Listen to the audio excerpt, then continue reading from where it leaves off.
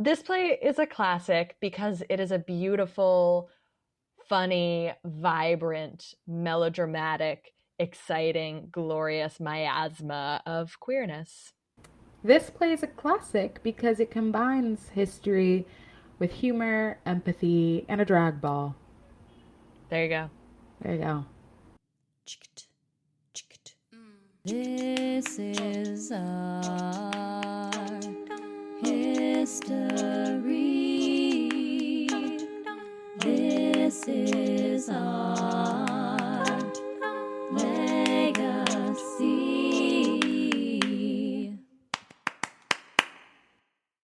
Hello and welcome to This is a Classic, the Expand the Canon Theater podcast. We're your hosts, Shannon, Corenthin, curator for Expand the Canon Project, ensemble member with Hedgepig Ensemble Theater, and all-around creator.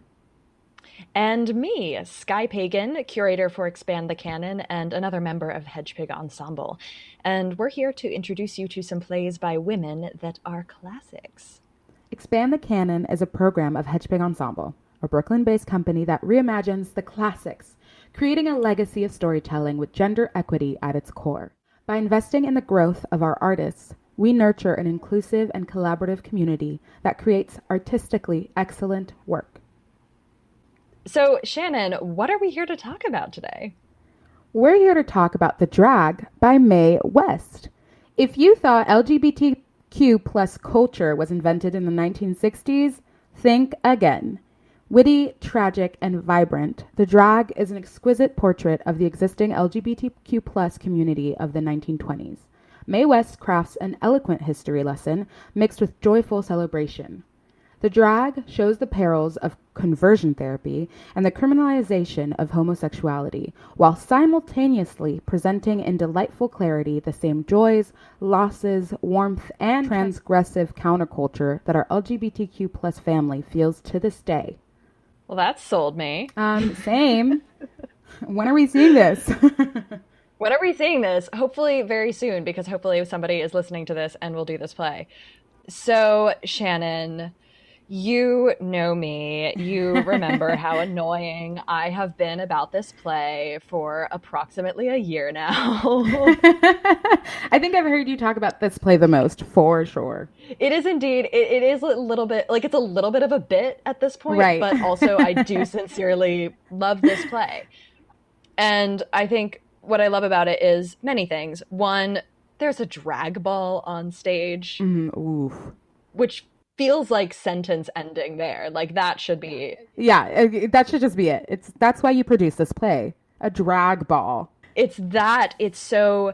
I love the melodrama of it. I love the heightened part of it. I love how much spectacle there is, the magic of that. But the thing that I really love so much about this play is Mae West wrote this play in collaboration with a bunch of her gay male friends back in the West Village. She like got together and used these, she like interviewed people and did these sort of just like collaborative devised processes. Oh my God. So and Yeah. it feels that way because when these characters talk to each other, it like feels like, oh, you're not making up your idea of, you know, how a drag queen talks. It's like, this girl's been to a drag show.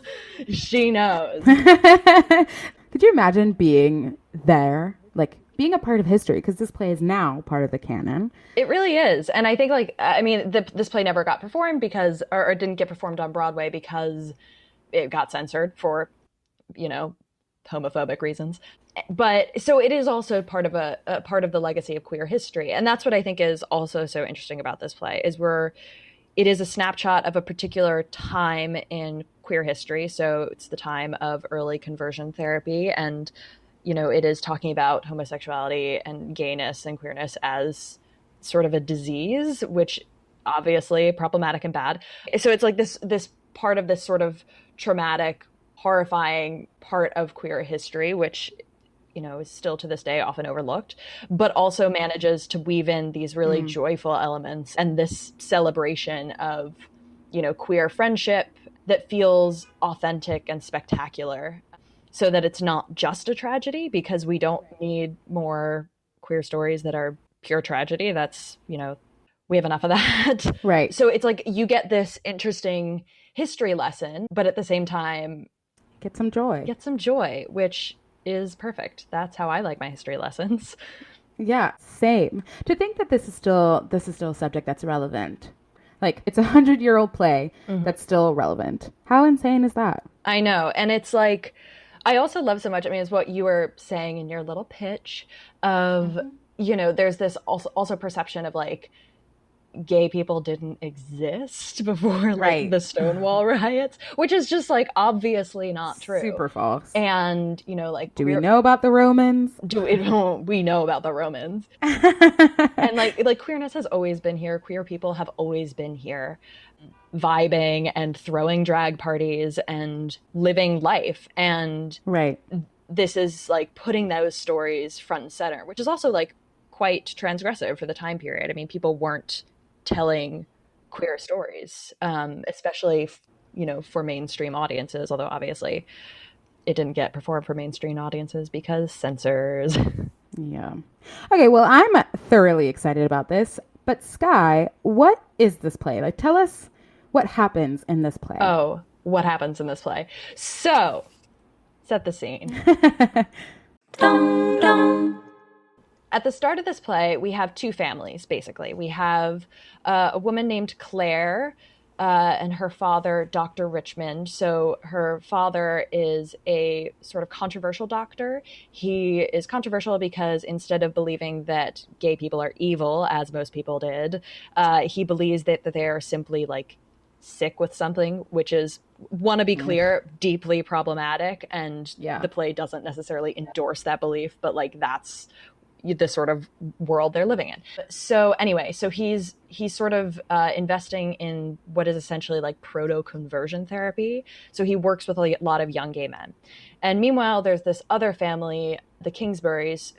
So there's Judge Kingsbury, who's a good friend of the doctor's, and his son, Raleigh. And Raleigh and Claire grew up together. They were like childhood besties. And then as they got older, they got married, much to the happiness of their fathers. So at the start of this play, we are in Dr. Richmond's house, and this young guy named David shows up to see the doctor, and he's clearly very upset. We don't really know why. And the doctor is like, my daughter's about to come. You wait in the other room. I'll be in to see you in a moment. And Claire comes home, and she seems super happy, kind of, but she's also talking kind of weird. And she's talking to her dad, and it kind of comes out that she and Raleigh are having maybe some marriage problems, but she's not quite sure why. She says that they're great friends. They're super happy. He's really nice to her. He lets her do whatever she wants, and they get along really well, but that like something is missing, and she's not quite sure what. I feel like this point is progressive as well. The fact that, which is problematic, but the fact that a young woman will come to her father and talk to him about her marriage problems, especially in the 1920s. Yeah. I mean, they're very close. So she's coming and she's talking to him, and it's like, and he says, why don't you go away? So she has an aunt, and she's like, I'm going to go away for a little while with my aunt. Maybe you just need some space. And at this point, Raleigh arrives, and Raleigh's like, that's a great idea. You should go away. That sounds like a lovely idea. And this makes the doctor, Claire's father, a little suspicious. Yeah. Like, yeah, go away, honey. I won't miss you. You go do your thing. Bye. It's like, weird vibes, but okay. And the two of them, Raleigh and Claire, like they're super nice to each other. Like there's nothing outwardly wrong, but like clearly something is wrong. And then David, the young man who appeared earlier, appears from inside Dr. Richmond's studies. He's heard all these voices, and he comes out and he sees Raleigh, and he has like a fit for mysterious reasons. And Raleigh's like, I don't even know who that is. I don't know what's going on. Dun, dun, dun. And David like runs out. So a little bit later, we're now at Raleigh and Claire's house, and Claire is getting ready to go out with a friend, and so she's upstairs, and a bunch of Raleigh's friends come over, and surprise, there are a whole bunch of drag queens, because double surprise, Raleigh's gay. So all these fabulous drag queens come in, and they're roasting Raleigh, and they're like, wow, Raleigh, you're being super weirdly chill about the fact that your wife is going out with another dude, and there's like obviously something going on there. Clearly. And he's like, all right, whatever, settle down. And then Alan, the friend, shows up, and Raleigh's drag queen friends leave. It's clear that Alan's like a little bit overwhelmed by all the drag queens. And Raleigh and Alan start talking, and it comes out that Raleigh is in love with Alan, and Alan is like, oh, dude, I'm in love with Claire, your wife. That's an awkward love triangle. Yeah, so they have an argument. Raleigh's like devastated, and Alan is like kind of angry at Raleigh and appalled by this revelation. And Raleigh's like, please, please don't tell Claire, don't tell my wife. And Alan kind of acquiesces, but he's like clearly very annoyed about it. He thinks it's a lie. He thinks that Raleigh is using Claire by being married to her when he's gay. But like the times, Alan, it's not like he could just come out and be safe. Totally. And it's not like Alan's behaving super well at this point. Anyway, everyone's behaving badly. So trying to smooth this moment over, Raleigh's like, I'm having this party. You should come. I think you'll understand if you come to this party. Raleigh leaves the house, and Alan immediately goes to Claire, confesses his love for her. They kiss. Twist. It's a little bit later. So Claire's out for the night. She goes out, and Raleigh, in her absence, is throwing a big old drag ball. This is the drag ball scene. There's a kiki. There's a massive group dance scene. There's drag queens roasting each other. It's a party. The police show up and bust it, tragically, but it's fine. And Raleigh realizes that Alan never showed up, and he's really sad about it. So he goes up to bed sort of morosely. And then we hear a gunshot.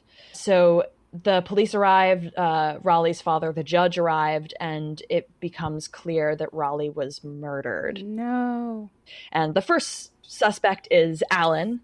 Obviously, the servants saw him and Claire in their little embrace earlier, and people heard him fighting with Raleigh, but no, it's revealed that the murderer was actually David, who was that guy hiding in the doctor's office. Right. Who turns out had been Raleigh's previous lover, but he dumped him when he met Alan. And so he murdered Raleigh out of jealousy. So then Claire's father, the doctor, arrives, because they're all very close, and hears what happens, sees what happens, and he's talking, and he has this conversation with the judge where he's like, there's no reason for the truth to come out. It would just mean that everyone would find out about Raleigh's sexuality. It would just mean dragging his name through the mud. There'd be all this drama. You could just say it was a suicide. And so the play ends with the judge going over to the police and saying it was a suicide, reported as such, and the secret stays there. So it's quite dramatic. Yeah. We have a love triangle. We have... love square, if you consider David. Yeah, we have a love square. We have murder. We have all sorts of drama. So a lot happens in this play. Yeah, it's quite the roller coaster. I remember when you were first talking about it and describing it, I was definitely like, and this happens, and then this dramatic event happens, and we were like, just listening to you, just now, again, listening to you tell it, I was definitely on the edge of my seat, being like, oh my God, right, oh, right, yes. Yeah, it's definitely like K-drama, Shonda Rhimes, like drama. Yeah, yes. Which is sometimes what you want to see. 100%. On stage, I want to see a big drag ball, and then, maybe not murder, but suspense, thriller, some love triangles, love squares. That's all. That makes from entertaining theater. Plus a little touch of history lesson and humility and empathy. I'm there. History. That was quite the dramatic story, quite beautifully written, but who better to tell a dramatic and beautiful story than a dramatic and beautiful woman? Oh, segue. Yeah, thank you. But Mae West was very interesting, was she not? Oh my goodness, what a gal. So Mae West is such an icon and such a multi-hyphenated artist, such an interesting performer. I feel like she started the multi-hyphenate title. Maybe not started it, but definitely was part of that group that was like those women that were like, I'm going to do everything at once and you can't stop me. Oh my God, absolutely. So she's born in Brooklyn in 1893 to a showbiz family. So her father was a prize fighter for a while. So like fisticuffs, I guess. And her mother had been a model. So she like grows up in this world. She starts performing at church events and like in amateur shows when she was as young as 5. She was a vaudeville performer by the age of 14. She's singing, she's dancing, she's doing it all. And she got her big break in a Broadway show called A la Broadway in 1911. Oh. And the show itself was panned. It was terrible. But she was singled out by a New York Times critic for her, quote, grotesquerie and snappy way of singing and dancing, which amazing. Is quite the review. You know, all of this is like, she's a teenager, but it's only a matter of years before she's like a staple of the theater scene, both as a performer and then very soon as a writer. So she's all over Broadway.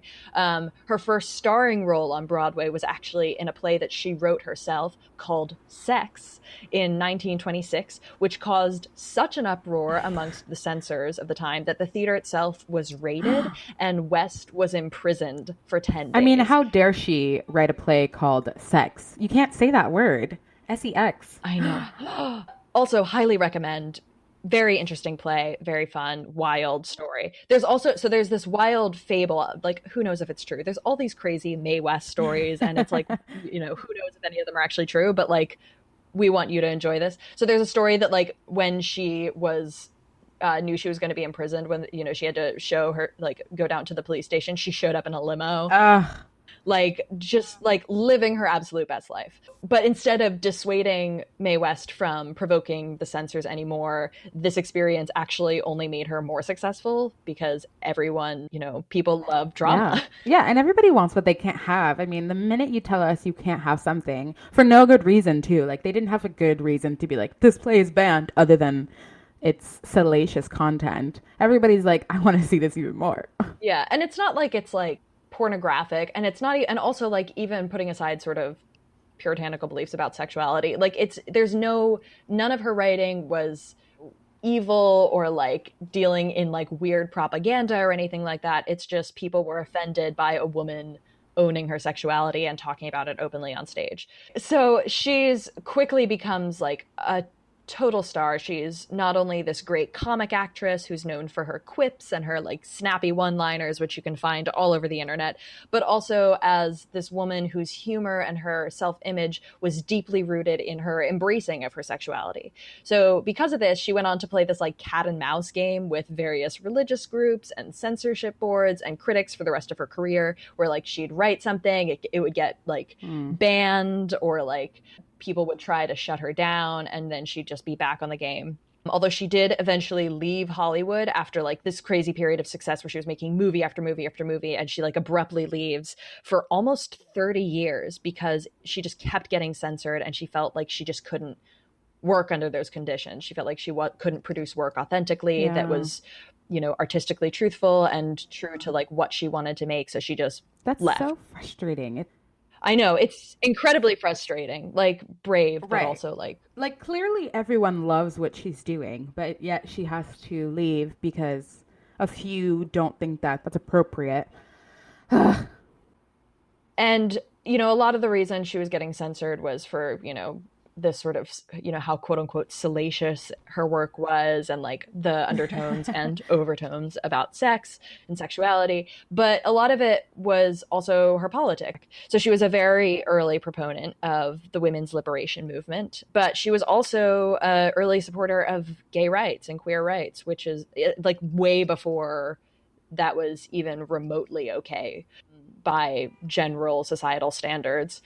And, you know, I mean, if you read some of her writing on the subject and some of her quotes, it's some of her like support of the queer community is clearly founded in ideas that we would now describe as pseudoscience and sort of fad thinking. Like it doesn't necessarily speak to the most nuanced understanding of like what actually queerness is. Right.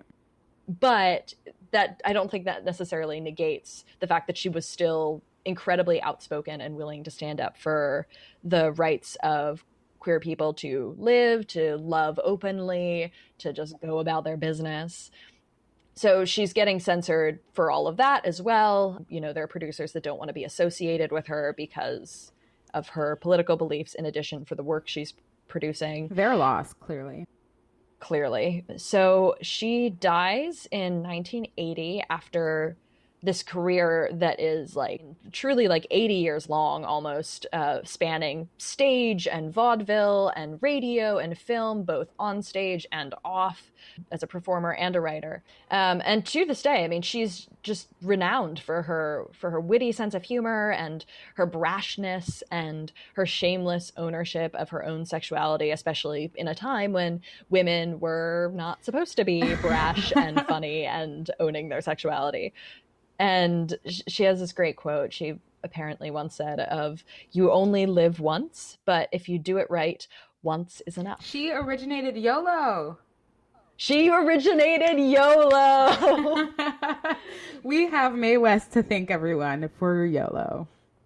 I don't know. I mean, I don't know that I want to thank anyone for YOLO, but she says it better. That's true. Fair. And she said it better. And clearly she lived it.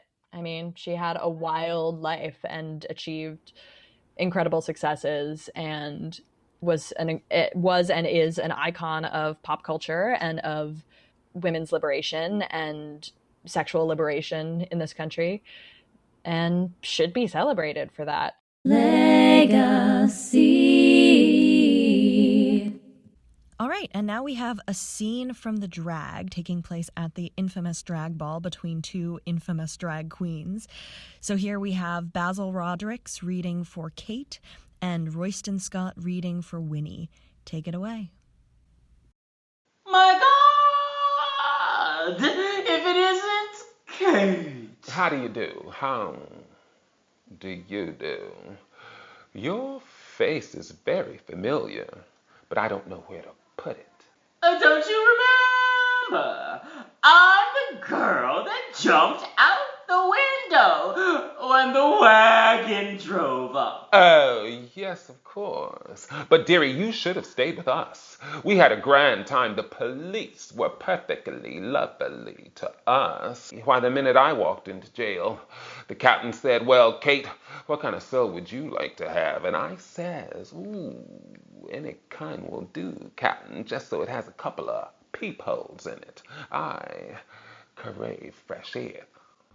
My, but you're getting thin. I am not. I can at least cling to a man without wearing him out. You're terribly fat. Fat?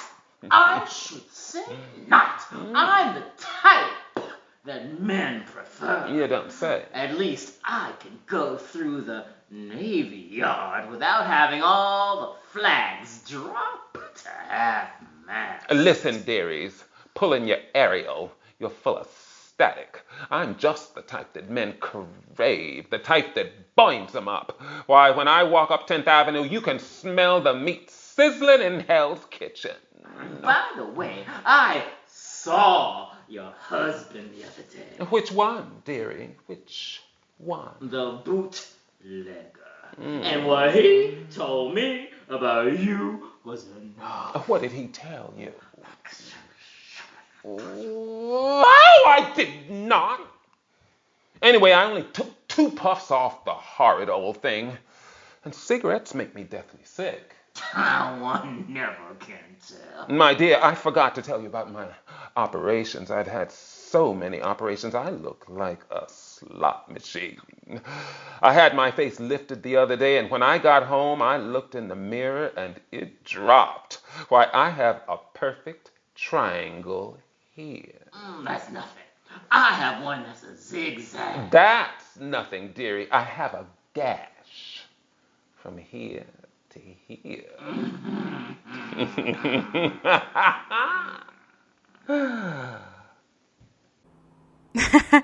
What a fun scene. Thank you so much, Basil and Royston. That was great.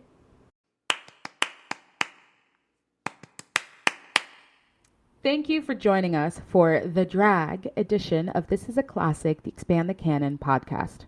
You can learn more at expandthecanon.com.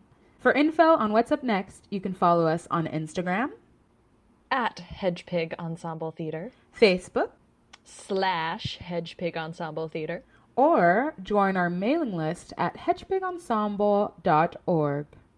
You can also support this effort by donation at the link in the comments below, bit.ly/hedgepig memberships. Again, I'm Shannon Corenthin. And I'm Skye Pagan, and we'll see you real soon.